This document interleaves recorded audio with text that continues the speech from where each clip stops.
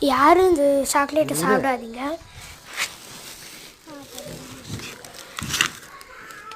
பாருங்க எரிக்கும் போது எப்படி பாருங்க, பிளாஸ்டிக் எரிக்கிற மாதிரி இருக்குது.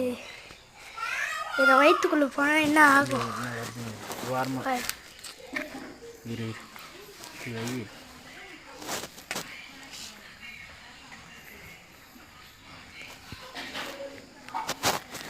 பாருங்க பிளாஸ்டிக் எரிக்கிற மாதிரி இருக்குது. எப்படி இதெல்லாம் சாப்பிட முடியும்? சில பேர் இதையே டெய்லி சாப்பிட்டுக்கிறாங்க.